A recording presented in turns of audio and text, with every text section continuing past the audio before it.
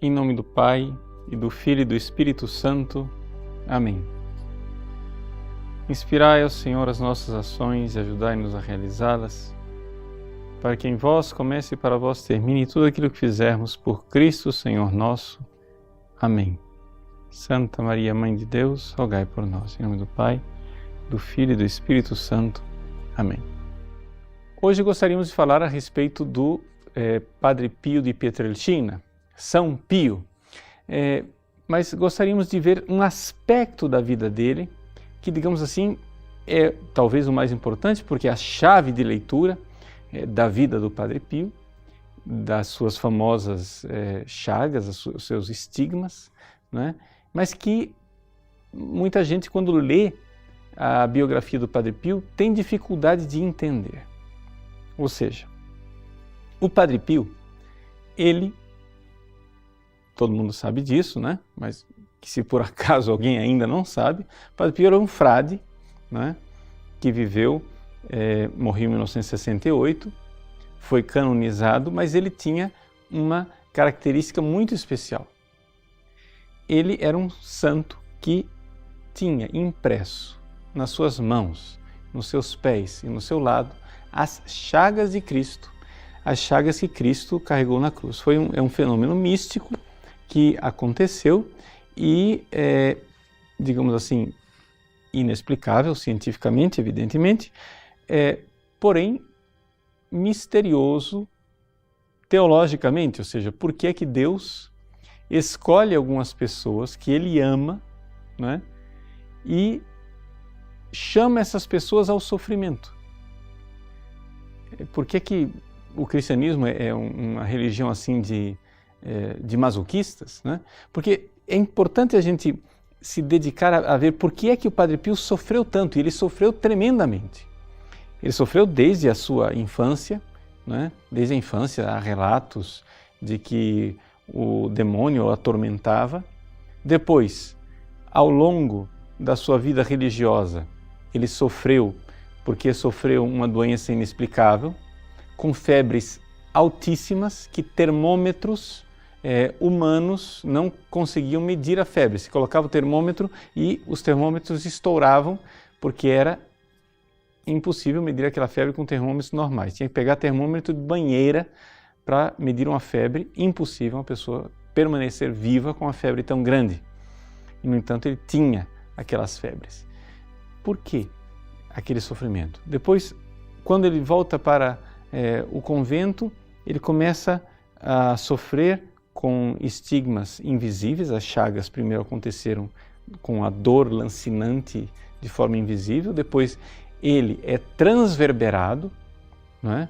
Ou seja, transpassado, como um fenômeno que acontece com alguns santos, um fenômeno de purificação e ao mesmo tempo de confirmação do amor de Deus, onde a pessoa é transpassada por uma lança espiritual e ali é purificada. Foi transverberado. Depois de transverberado apareceram os estigmas de forma visível, e depois disso, durante toda a sua vida, ele foi perseguido tremendamente, inclusive dentro da própria igreja, não é? E não faltaram também outras doenças que só vieram aumentar o seu sofrimento. Ou seja, a vida do Padre Pio foi uma vida, sem dúvida alguma, de sofrimento. Por que isto? Não é? Por que é que Deus faz isso com algumas pessoas? E estudando um pouco isto na vida do Padre Pio, vamos tentar entender como é que nós podemos participar disso também. Por quê? Porque Nossa Senhora, quando ela apareceu em La Salette, quando apareceu em Fátima, em Akita, no Japão, ela aparece às vezes chorando, às vezes triste, pedindo que nós façamos sacrifícios para reparar, para satisfazer, ou seja, para desagravar, acalmar o coração dela que sofre, o coração de Cristo que sofre. O que é que o nosso sofrimento pode acrescentar, pode contribuir de bom? Se nós entendermos a realidade do Padre Pio, entenderemos também essa realidade na nossa própria vida. Então, vamos lá.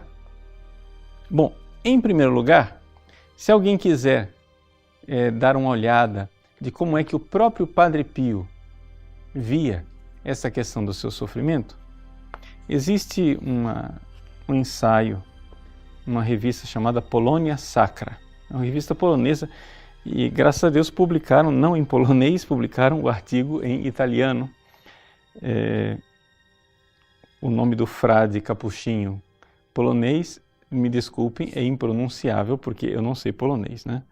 Então, assim, tem um desses nomes assim com as 15 consoantes e 2 vogais, então a gente não sabe como pronunciar isso. Mas está aí o link para vocês, o sofrimento de Padre Pio como participação na paixão de Cristo. É um estudo feito por este capuchinho, onde ele passa um pouco as cartas do Padre Pio, principalmente o primeiro volume do seu epistolário, que é com os seus diretores espirituais. Então ele escreve, os diretores espirituais escrevem de volta explicando toda essa coisa do sofrimento, né? Mas sabendo que, embora eles tentem explicar tudo, o próprio Padre Pio diz, né, eu sou um mistério para mim mesmo. Ou seja, nem eu me compreendo, nem eu compreendo porque é que realmente tudo isso caiu sobre mim, porque é que Deus me escolheu para esse sofrimento todo. Então, quem quiser dar uma olhada, mas a chave de leitura mesmo é aquele versículo da carta de São Paulo aos Colossenses, capítulo 1, versículo 24, que diz assim, São Paulo dizendo, completo na minha carne o que falta às tribulações de Cristo em favor de seu corpo, que é a Igreja.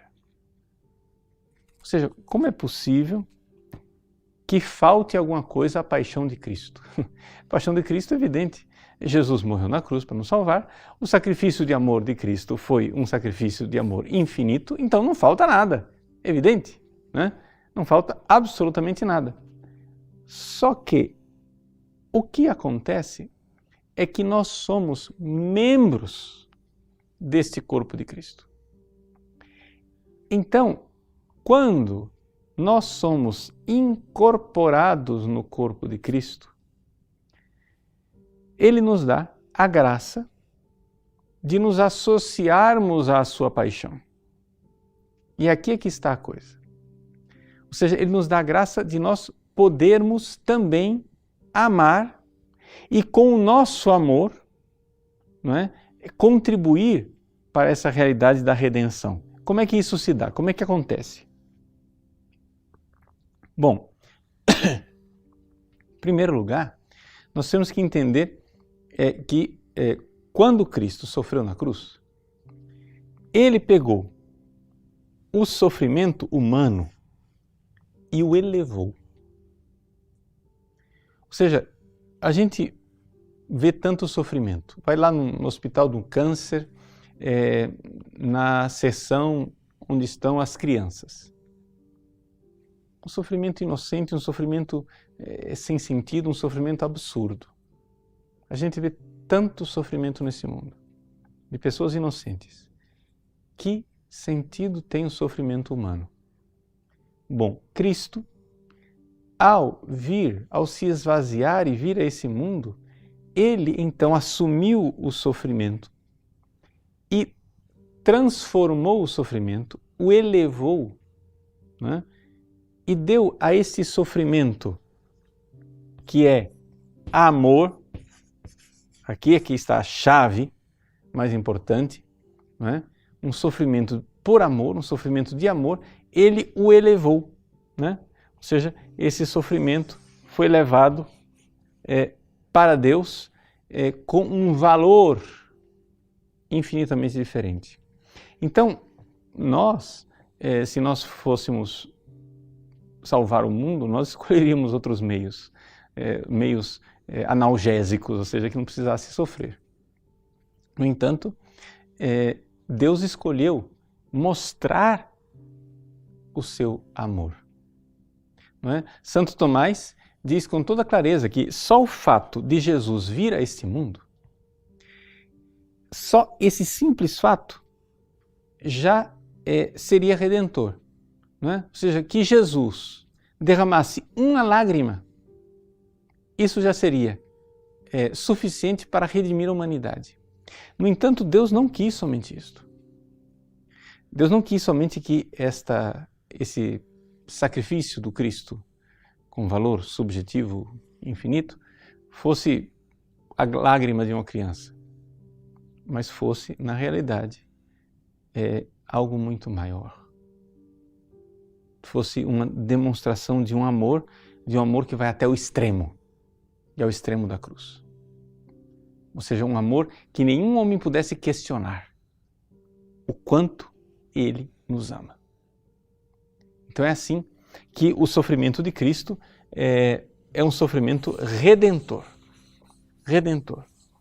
Agora, nós precisamos, quando entramos nisto, nós podemos e devemos participar nesse sofrimento redentor de Jesus. Por quê? Porque o pecado coloca em nós algumas desordens. Vamos tentar explicar isso. Veja só, quando você peca, né? Vamos supor aqui que está o ser humano que peca. Ok. Quando você peca, você se afasta de Deus, Deus que seria a finalidade da sua vida, né? Você com o pecado, você se afasta dele e procura uma criatura, alguma coisa que não é Deus, e coloca no lugar de Deus. Então vejam que existe no pecado um duplo movimento. O movimento de afastamento de Deus e o movimento de eu me voltar para uma criatura, né? Uma criatura humana. Ou uma criatura não humana que seja também, quem se apega ao dinheiro, por exemplo, né? Está se voltando para uma criatura. Ora, quando você se confessa, quando você é batizado, quando você recebe o perdão dos seus pecados, está resolvido este primeiro problema aqui. Não é? Esta realidade de que você, com o seu pecado, voltou as costas para Deus. Muito bem, você se reconciliou com Deus. Mas, quando você fez de uma criatura um Deus falso, você criou aqui uma desordem. E como é essa desordem? Veja, geralmente, quando nós procuramos essas criaturas porque elas nos dão prazer, porque o dinheiro nos dá prazer, porque a vanglória nos dá prazer, porque o sexo nos dá prazer, bebida nos dá prazer, a droga nos dá prazer. Então, alguma coisa você procura na criatura porque vai te dar prazer. Isso cria uma desordem. E esta desordem não somente pode, ela deve ser reparada, como você tem que, de alguma forma, se desapegar das criaturas, e é por isso que é necessário fazer penitência e mortificação. Ou seja, aquilo que nós chamamos de, teologicamente, o nome na teologia chama-se satisfação. O que é a satisfação? A satisfação é recolocar a ordem nesta desordem que houve aqui. Então, vamos supor, você fez da comida um ídolo, você comeu querendo o prazer na comida, o prazer na bebida, o prazer. Então, quando você jejua, você está se abstendo daquilo e está recolocando a ordem, de alguma forma. Não é? Quando você faz penitência, quando você dorme no chão, quando você, faz qualquer tipo de penitência para agradar a Deus, por amor a Ele, você está colocando uma ordem de novo no seu coração. Por quê? Porque você está mostrando, Deus, eu te amo tanto que eu estou disposto a me desapegar disto. Eu te amo tanto que eu estou disposto a me livrar desse problema aqui, ou dessa coisa que pode ser até muito justa. Eu me desapego da minha família, eu me desapego de um conforto, eu me desapego do dinheiro. Então eu vou e me desapego. Vejam só. Então é assim que é colocada de novo a ordem. Quando nós então fazemos algum sacrifício e mostramos, por amor a Deus, que nós nos distanciamos das criaturas que nós antes colocávamos no lugar dele. Isto daí, não é? É algo que também repara, né, aquilo que foi de ofensa a Deus, não é? Porque você procurou outros deuses. Então, existe uma certa reparação desta realidade. E isto tudo é algo que nós não somente podemos fazer, nós devemos fazer. Se vocês leem em francês, né? Tá aí para vocês o link de um artigo do padre Garrigou Lagrange, O Dever da Reparação, Le Devoir de la Réparation. Esse artigo, se não me engano, ele foi traduzido para o português e está na revista Permanência, né? Eu, infelizmente, não tenho o volume dessa revista, né? Mas sei que existe uma tradução portuguesa, aqueles que quiserem procurar e comprar a revista. E ali ele mostra claramente o dever que nós temos que fazer para reparar essas coisas, ok? Então, ótimo. Até aí, está explicado por que é que todos nós devemos fazer penitências, né? Por que é que todos nós, que somos corpo de Cristo, que deixamos os nossos pecados, precisamos agora fazer penitência, mas não somente a penitência para satisfazer.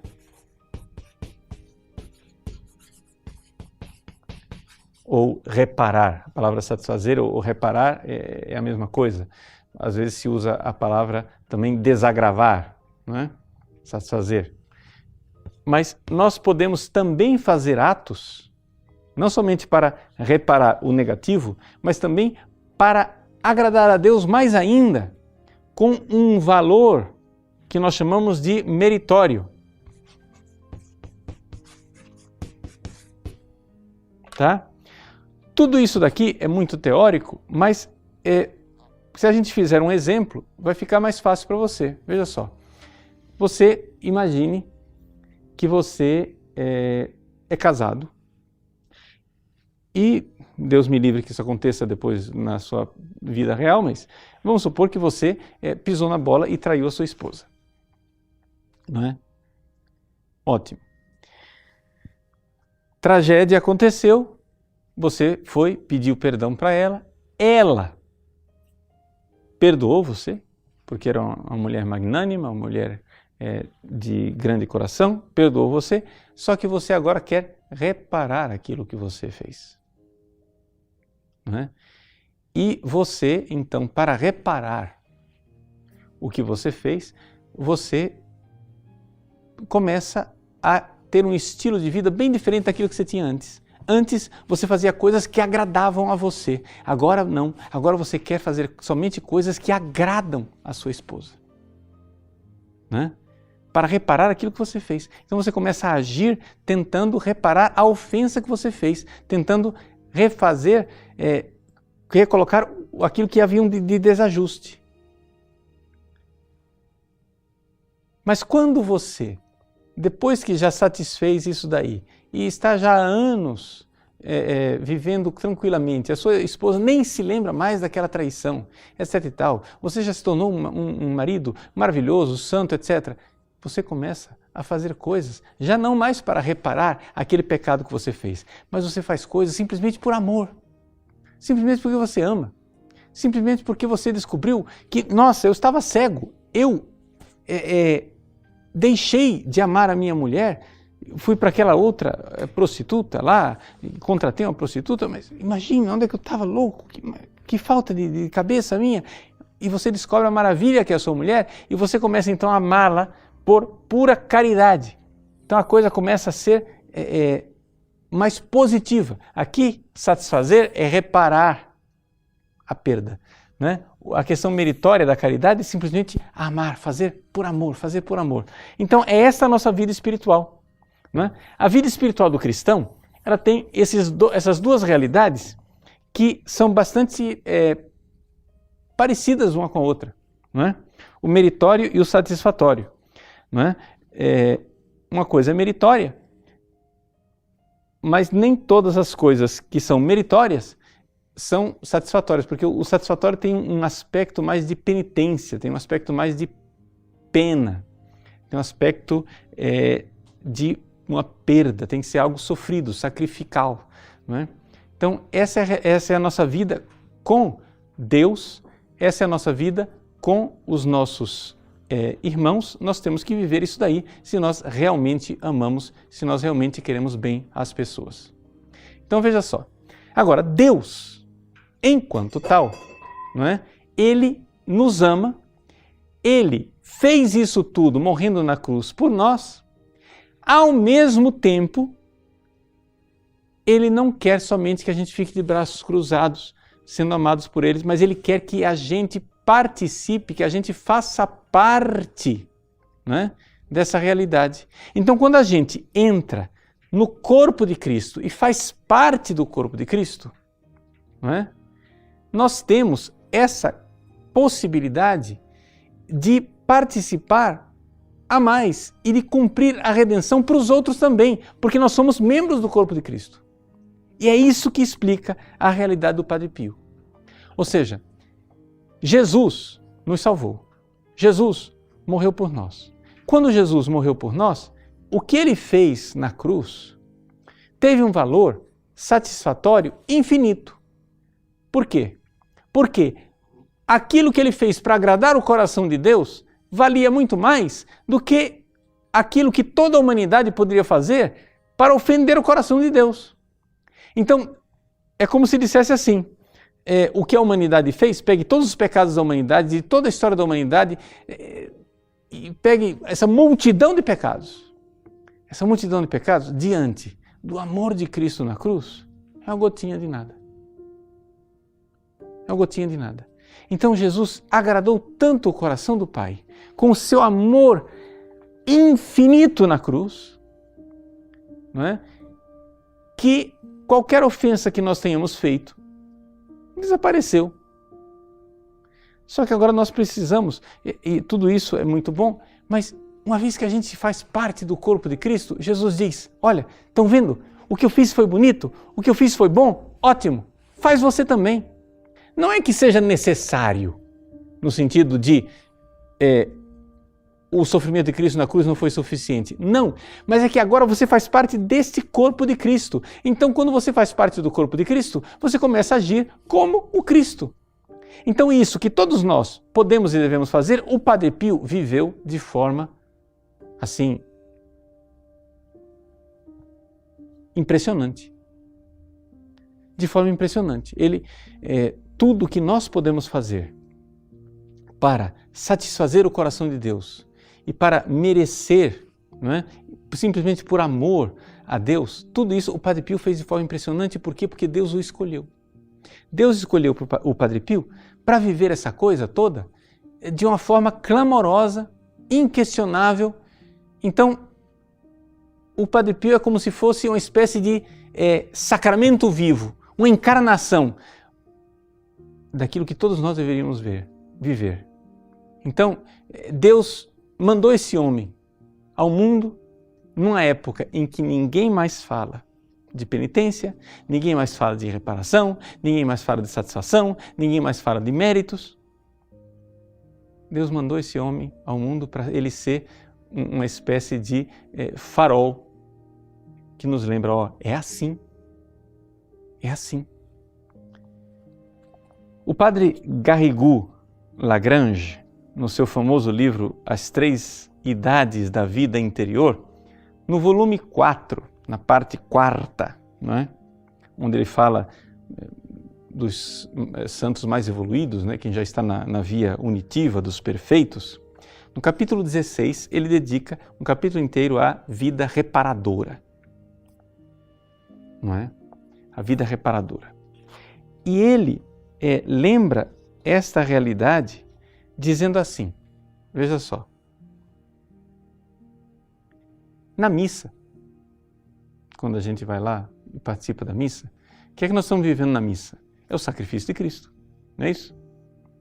Só que o sacrifício de Cristo na missa não é mais o sacrifício de Cristo vivido de forma cruenta e dolorosa, ou seja, não tem derramamento de sangue e Jesus também não sofre lá na missa. Ele sofreu 2000 anos atrás. Hoje Jesus está glorioso no céu. O sacrifício que é oferecido na missa é o mesmo, mas aquilo que foi oferecido de forma dolorosa, com derramamento de sangue lá no Calvário, hoje é oferecido na missa de forma sacramental, onde Jesus não sofre mais, mas existe o sacrifício de amor. Aí ele diz assim, na missa, a imolação de Jesus não é mais cruenta e dolorosa como sobre a cruz, mas a imolação dolorosa deve continuar onde? Não no Cristo ressuscitado, cabeça da igreja, que não sofre mais. A imolação dolorosa continua no seu corpo místico, no corpo místico do Salvador e continuará até o fim do mundo. Então, nós participamos agora do sacrifício redentor, nos configurando a Cristo e amando junto com Ele, mas não tem outro jeito de amar, gente, a não ser sofrendo. Não é? E isto tem uma eficácia salvífica, é importante lembrar disso, uma eficácia. Uma eficácia de salvação. Isto salva as pessoas. É interessante que Cristo já salvou a todos, mas Ele quer que nós, membros, participemos disto. Então, você pode, pela sua vida de oração e pela sua vida de sacrifício, resgatar as almas com maior eficácia do que se você estivesse pregando o Evangelho. O Padre Paulo prega, não é? Aqui no site, eu tenho aqui uma pregação, não é? A pessoa que vai pregar, ela tem uma eficácia menor do que aquele que vive orando e fazendo sacrifício e penitência. Por quê? A lógica, o Padre Garrigou Lagrange diz com muita clareza. Pelo seguinte, Jesus nos salvou mais pelos sermões que Ele fez ou pelo sacrifício da cruz? Responde para mim. Quando Jesus nos salvou, tá? Ele veio a esse mundo. O que é que nos salvou mais? O que é que foi mais eficaz para a nossa salvação? Claro, pregando a palavra, dizendo a palavra, Ele nos salvou também. Mas a eficácia maior foi de Jesus lá no Monte das Bem-aventuranças, falando o sermão da montanha, bem-aventurados os pobres, etc. Ou Jesus numa outra montanha, no Calvário, morrendo por nós. O que é que foi mais eficaz? Foi a morte de Cristo na cruz. Por quê? Porque o amor foi maior. Não é? Então, ora, se é assim, aquilo que foi, continuará sendo. Ou seja, se no Cristo, nos seus dias aqui na terra, a eficácia maior estava no Cristo que rezava por nós e sofria por nós na cruz, Pai, perdoa, eles não sabem o que fazem. E aí ele sofria. Se foi aí a eficácia maior, então ainda hoje na igreja, a eficácia maior está em rezar e fazer sacrifício. E não em pregar o Evangelho. Embora pregar o Evangelho seja necessário, pelo amor de Deus, não estou dizendo que não. Mas é que nós temos uma tendência de achar que o Padre Paulo, pregando no site, não é? Aí sim é que ele está salvando as pessoas. Ou sei lá, o fulano que entra num navio e vai para a África, ali sim ele está salvando as pessoas. Só que acontece o seguinte, Santa Teresa d'Ávila fez a reforma do Carmelo porque ela estava preocupada com a evangelização nos países protestantes e na América que acabava de ser descoberta. Santa Teresinha do Menino Jesus, que viveu no Carmelo de Lisieux, se imolando com a sua tuberculose e os seus sofrimentos, ela foi nomeada por Pio XI padroeira das missões. Por quê? porque ela, com o seu sofrimento no Carmelo de Lisieux, sem nunca ter saído da sua terra natal, estava salvando gente na África, na Ásia, em tantos lugares. Assim o Padre Pio. Então, vamos ler. Vou ler aqui para você, é o que eu disse, tá? Mas vou ler para ficar mais claro. Ele diz assim: havia a vida reparadora, que é um apostolado feito de oração e sacrifício, e que é desejado por Deus para fecundar o apostolado doutrinal da pregação.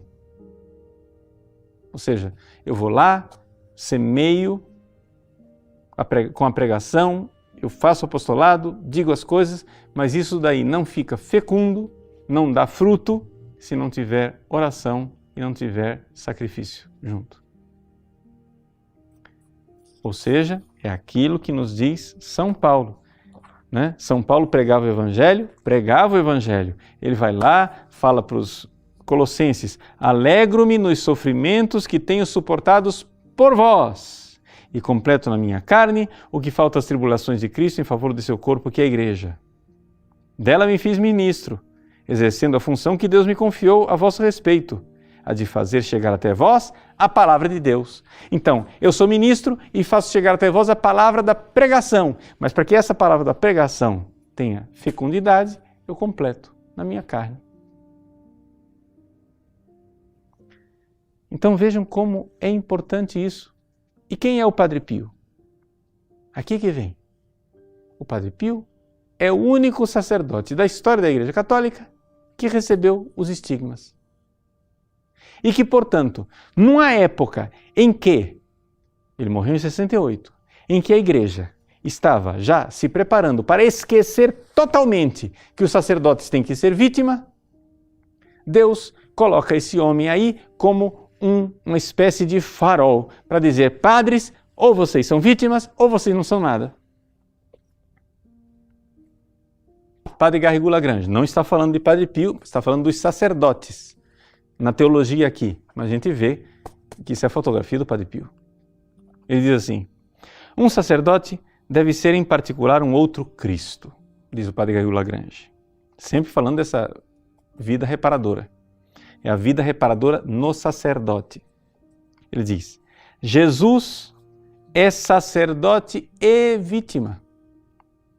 E o sacerdote não pode querer participar do sacerdócio de Cristo sem participar de algum modo com o seu estado de vítima, na medida desejada pela providência divina. Então quer dizer o seguinte: a providência divina vai dizer que cada sacerdote tem uma medida diferente de ser vítima, mas todos devem ser vítima. Padre Pio, é evidente, foi vítima numa medida superlativa. Foi vítima numa medida exagerada, digamos assim, quase uma caricatura, porque Deus precisou, com o Padre Pio, exagerar, Deus precisou gritar por causa dos ouvidos moucos dos sacerdotes do século XX e XXI.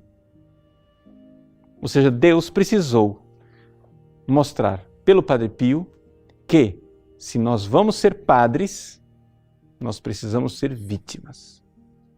O padre se oferece no altar.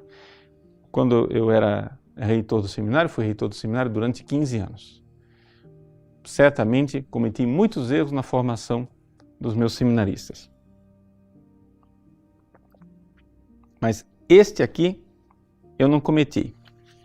Tenho a consciência tranquila de ter dito para todos os meus formandos: padre não é um homem, é o sacrifício de um homem. Por quê? Por causa dessa realidade do padre que é vítima. Vítima. E a gente vê isso claramente na vida de todos os padres santos. Não é? O Padre Garrigou-Lagrange lembra alguns, por exemplo, São Domingos. São Domingos, fundador dos dominicanos, ele é dominicano, Garrigou-Lagrange. São Domingos, todas as noites, se flagelava 3 vezes. Uma, para reparar os seus próprios pecados. Então, por amor a Jesus, Jesus sofreu o flagelo por mim. Eu quero que vocês entendam isso. Essa história de sofrer tem sentido se for amor, tá, gente? Amor. Então ele se flagelava por amor a Jesus para reparar os seus pecados. Depois ele se flagelava uma segunda vez pelos pecadores para os quais ele iria pregar no dia seguinte. Então ele já, para fecundar a sua pregação no dia seguinte, ele se flagelava. E se flagelava a terceira vez pelas almas do purgatório, para satisfazer as penas das almas do purgatório. Né? Esse era São Domingos. São Francisco de Assis, com as suas chagas também, os estigmas, como São Francisco de Assis se ofereceu como vítima imolada de amor, né? Todo mundo se admira do São Francisco de Assis cantar, né? O título da encíclica do Papa Francisco, Laudato Si, aquele cântico das criaturas, mas ninguém se lembra que quando São Francisco compôs aquele cântico das criaturas, ele estava com chagas dolorosíssimas, ele estava com uma febre reumática que o impedia de caminhar. Ele tinha tido uma infecção no olho que não teve outro jeito senão cauterizar, portanto ele estava cego. Não é? Tinham cauterizado com ferro quente os olhos de São Francisco. Era o único jeito, não tinha antibiótico naquela época. Não é? O homem era uma chaga ambulante. Ambulante não, porque ele nem andava, ele era carregado. Quando ele canta o louvor das criaturas, ele não é capaz de ver o que ele está cantando. Porque se uniu ao Cristo no sofrimento que Deus lhe deu. O padre Garrigou-Lagrange lembra do cura d'Ars. Né? Ele diz que o cura d'Ars, né, fez muito pastoralmente por causa das grandes penitências e sofrimentos que ele tinha por amor aos seus paroquianos. Né? Ele lembra 2 casos muito claros, por exemplo, Santo Afonso Maria de Ligório. Né? Quando você olha para Santo Afonso Maria de Ligório, com 80 anos de idade, né, já no fim da vida, sofrendo coisas que pareciam ser a típica sofrimento da noite escura dos sentidos que qualquer pessoa passa no início da sua vida espiritual. Né? Aquelas tentações típicas da noite escura dos sentidos, tentações da carne, tentações da paciência, etc., que ele parecia enlouquecer. Por que com 80 anos ele diria isso? Não era por causa da sua purificação, que ele já tinha feito há muitos anos. Ele já era um místico, né? Grande, era um enorme santo. Ele fazia aquilo, ele viveu aquilo tudo porque aquilo era reparação, aquilo era uma coisa que Deus escolheu, Deus o chamou para viver aquele sofrimento pelos pecadores. Pelos pecadores, porque nós somos um só corpo, gente. Nós somos o corpo de Cristo, então uns membros podem viver pelos outros. E é uma graça de Deus, maravilhosa que isso aconteça, não é? O São Paulo da Cruz. São Paulo da Cruz também. Ele, logo cedo, muito cedo, ele teve a graça de ser um santo de 7ª morada. A união transformante veio muito cedo, mas depois ele viveu 40 anos de vida de reparação na sua vida, em que o homem vivia as penas do inferno aqui nesse mundo. Era uma coisa incrível. Mas exatamente a congregação que ele fundou é uma congregação reparadora. Né? Então, aqui nós temos essa realidade, então, de nos unirmos. Então, nós vemos claramente esses sacerdotes na história da Igreja que se uniram pelos seus sofrimentos ao Cristo, assim o Padre Pio também. Então a gente entende, se você quer ser devoto do Padre Pio, se você quer ver o grande sofrimento dele, etc e tal, isso e aquilo, você tem que entender o seguinte: aquilo que o Padre Pio faz é o que está escrito na carta aos Colossenses. Ele completa na própria carne o que falta aos sofrimentos de Cristo. E o que é que falta ao sofrimento de Cristo? O sofrimento de Cristo foi de valor infinito. O que falta é a gente colaborar com ele, ou seja, Cristo nos dá a graça de podermos também nós participar na salvação dos outros. Claro que a salvação feita por Cristo, ela é abundantíssima e suficiente, mas trata-se de participar do amor de Cristo. Uma vez que você entra no corpo dele, você termina ficando igual a ele. Então, as pessoas que se santificam e entram no corpo de Cristo, elas se tornam parecidas com Cristo. Então, se você não entende o valor redentor do sofrimento de Cristo, é evidente que você não vai entender o valor redentor do sofrimento do Padre Pio, dos outros santos, e muito menos o valor redentor do seu sofrimento. Mas é importante você saber que Deus quer a nossa participação e Deus vê o nosso dever de nós repararmos para nos tirar do egoísmo, porque não tem outro jeito, gente.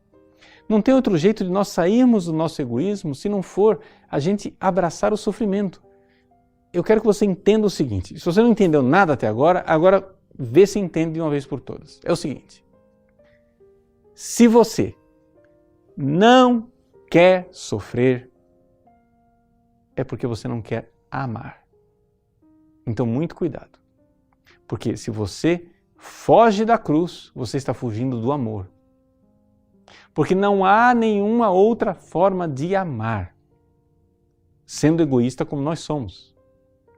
Ou seja, sendo os seres egoístas que nós somos, o único jeito de amar é nós abraçarmos a cruz. E por isso não é uma opção somente para os sacerdotes. Todo cristão deve tomar a sua cruz, como nosso Senhor mesmo disse, né? Lucas 9:23. Se alguém quiser me seguir, renuncie a si mesmo, tome sua cruz dia após dia e me siga. Por que que Jesus disse que nós temos que tomar a nossa cruz? Porque é o único jeito de nós amarmos, não é? E aqui está a beleza do amor. A beleza do amor está no fato de que o amor nos eleva na altura daquele que nós amamos. Então, quando você só fica apegado às criaturas que irão se decompor, né, que vai virar tudo humus decomposto, se você está apegado às criaturas, você vira isto. Mas se você ama a Deus, você se eleva. Então vamos nos elevar. Mas como é possível nós amarmos a Deus se não nos desapegarmos? Ou seja, é necessário a gente entender, nós fizemos das criaturas deuses. Então nós precisamos agora reparar isso e precisamos nos desapegar, renunciar às criaturas, sofrer um pouco para redirecionar a nossa vida para o verdadeiro amor que é Deus. Essa é a realidade. Não é que Cristo não nos tenha salvado, Ele nos salvou, mas Ele quer nos dar a graça de amar ainda aqui nessa terra. E é isso que nós precisamos para não resistir ao Cristo. E aí, o padre Garrigou, né, nos fala do exemplo da Virgem Maria, né, da sua maternidade espiritual. Ele diz assim, Maria não foi sacerdote, mas Maria viveu o espírito do sacerdócio. De tal forma que, olha que frase linda, Maria penetrava no mistério dos nossos altares, de forma ainda mais profunda do que o apóstolo São João, quando ele celebrava a missa na sua presença e lhe dava a comunhão.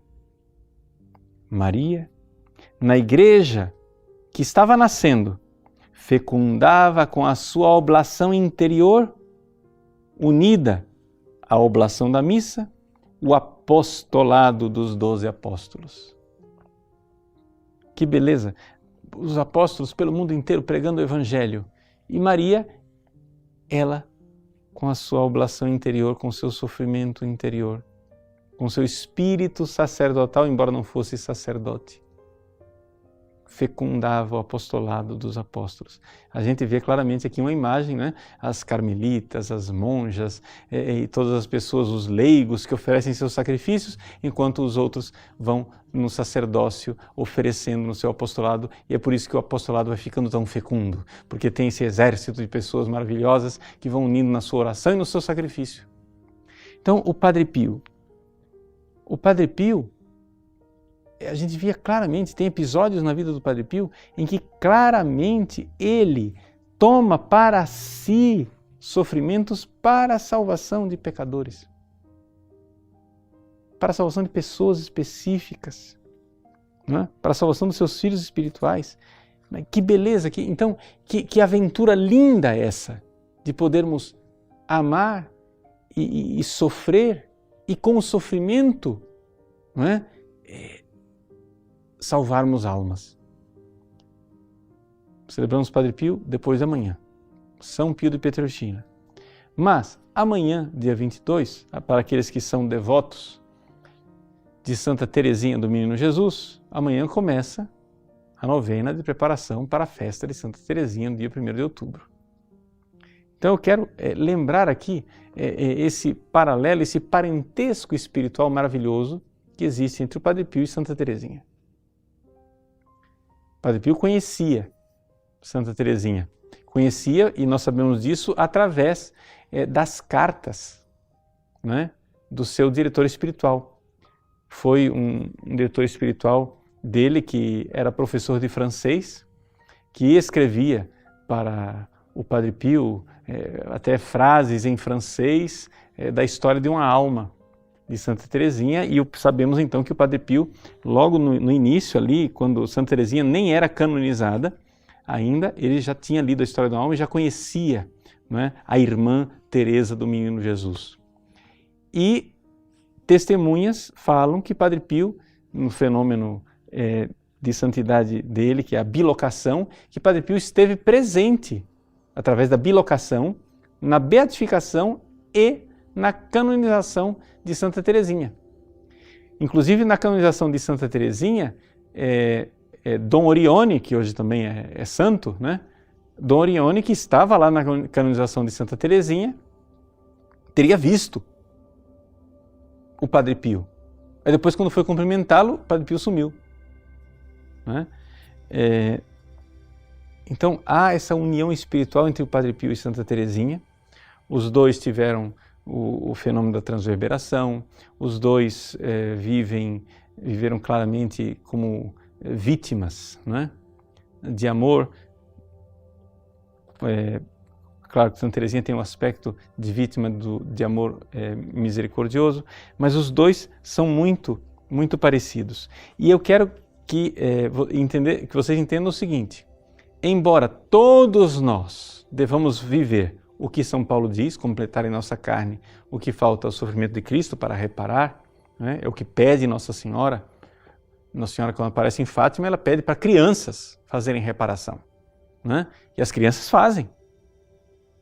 E é interessante ver que Francisco e Jacinta, que se santificaram tantíssimo, eles faziam penitências, faziam jejum, deixavam de almoçar, davam a comida deles para as ovelhas, né? Depois flagelavam as pernas com urtiga, usavam silício, etc. Tudo isso, e depois o grande sofrimento que eles passaram pela doença final, tudo oferecendo para reparar o coração de Jesus e de Maria. Nossa Senhora quer isso de nós. Pois bem, ela quer isso de nós, só que existem santos que dão muito mais. Ou seja, que não somente fazem reparação, mas que se oferecem como vítimas. Então, quem quiser aprofundar isso daqui, não é? Pode ver depois no Royo Marim, no Teologia da Perfeição Cristiana, na página 339, onde ele fala, né, dos santos que se oferecem como vítima de expiação a Deus, né? E cita exemplos de tantos santos, até santos mais recentes, como Santa Teresinha de Jesus, Santa Gemma Galgani, né? Santa Elizabeth da Santíssima Trindade, e a expressão de Santa Elisabetta da Santíssima Trindade é essa de oferecer a Cristo uma humanidade suplementar, né? Uma humanidade a mais, uma humanidade acrescentada. Ou seja, Cristo sofreu lá na cruz. Já que agora Ele está no céu e já não sofre mais, eu ofereço a minha humanidade para que Ele sofra em mim. E é de fato isto, não é? É de fato isso, São Paulo aos Gálatas, não é? Vivo, mas não eu, já é Cristo que vive em mim. E vivo no Cristo crucificado. Esse oferecimento total como vítima de amor. E essa é a chave de leitura de tudo que nós estamos tentando dizer até agora. No seu último dia de vida, Santa Teresinha morreu no dia 30 de setembro de 1897. No seu último dia de vida, na enfermaria, sofrendo dores lancinantes, né? A sua irmã, a Madre Inês, né? A Paulina, anotou essas que eram quase suas últimas palavras, né? Uma de suas últimas palavras, ela diz: Je ne me repens pas de m'être livré à l'amour. Eu não me arrependo de ter me entregue ao amor, de ter me oferecido, né? Ela se ofereceu ao amor, essa vítima do amor misericordioso de Deus. Se nós não entendemos isto, o que é, como o Padre Pio, como Santa Teresinha e como os grandes santos, ser vítima, como Cristo foi vítima de amor, eu acho que nós nunca vamos entrar de verdade no cristianismo, se a gente não entender isso. Ou seja, ver a grandeza do amor, a grandeza que é sofrer e sofrer por amor. Como o Padre Pio sofria e se entregava, né? Ele pode dizer, como todos os santos podem dizer, com essa frase de Teresinha, no fim da vida: eu não me arrependo de ter me entregue ao amor. Não me arrependo. Né? E nós? E nós? Vamos nos entregar também? Não é? Nós vamos também nos entregar a Deus por amor? Então, assim, é fácil ser devoto do Padre Pio. Mas que tal? Tudo bem, não estou dizendo que você vai viver no grau do Padre Pio, você vai viver como vítima, do jeito que o Padre Pio foi vítima. Não. Mas, e aí? Quanto sofrimento perdido, diz o Padre Garrigou, no seu artigo sobre a necessidade da reparação. Ele diz assim: olha, gente, quando a gente não faz penitência, não se preocupe, Deus manda castigos para ver se no meio dos castigos, como as guerras, as desgraças, as pestes que acontecem, etc., se no meio desse sofrimento alguma alma de boa vontade assume esses sofrimentos e abraça esses sofrimentos como cruz amorosa, para ver se alguma coisa consegue se resgatar ainda, né? E a gente olha para esse mundo e vê que o mundo tem tanto sofrimento. Quanto sofrimento perdido à toa, quanto sofrimento infrutífero. Se a gente ensinasse para as pessoas que elas podem pegar esse sofrimento que a vida já lhes oferece e transformar num sofrimento redentor. Que alegria poder pegar o meu sofrimento do dia a dia e dizer: Jesus, você sofreu por mim, por amor a você. Eu sofro, resgata esses meus irmãos, salva essas almas. Perdoa os meus pecados. Então, vamos parar de reclamar da vida, uma dor de cabeça que a gente tem, um mal-estar, alguma dificuldade climática, é o calor, é o frio, sei lá, oferecer. Gente, toda contrariedade que nos visita. É uma oportunidade maravilhosa de amar Jesus. Chega a Jesus, Jesus, eu te amo. Que bom que eu estou sendo contrariado. Que bom ser contrariado no meu egoísmo e viver para amar. Né? É um pouco isso que eu queria então partilhar com vocês no dia de hoje, exortando para aqueles que são devotos do Padre Pio, que celebrem bem, né, nesse dia do Padre Pio, dia 23, em que a gente inicia aí a primavera aqui no hemisfério sul, né? E também que iniciemos amanhã, aqueles que são devotos de Santa Teresinha, vamos iniciar uma novena preparatória à festa desta grande santa, né? Desta santa que, depois que morreu, viveu um furacão de glória, né? Uma santa que passou desapercebida neste mundo, mas depois que foi para o céu, um furacão de glória obrigou quase as irmãs no Carmelo a reconhecerem que tinha uma santa que vivia no meio delas e elas nem tinham percebido. Muitas delas não tinham percebido a grandeza e a santidade de Teresinha. Então, vamos festejar esses nossos amigos do céu, né? Pedindo a Deus que receba os nossos sofrimentos e que nos ensine a imitá-los. São duas vítimas de amor, Padre Pio e Santa Teresinha. E nós? Vamos ficar de braços cruzados? Espero que não, né? Então vamos receber hoje a bênção final desse programa, através também da relíquia do Santo Padre Pio de Pietrelcina. Vamos pedir a Nossa Senhora que nos dê essa bênção também. Ave Maria, cheia de graça, o Senhor é convosco. Bendita sois vós entre as mulheres, e bendito é o fruto do vosso ventre, Jesus. Santa Maria, Mãe de Deus, rogai por nós, pecadores, agora e na hora de nossa morte. Amém. Pela intercessão da toda Santa Mãe de Deus e do Santo Padre Pio de Pietrelcina, abençoe-vos o Deus Todo-Poderoso, Pai, Filho e Espírito Santo. Amém.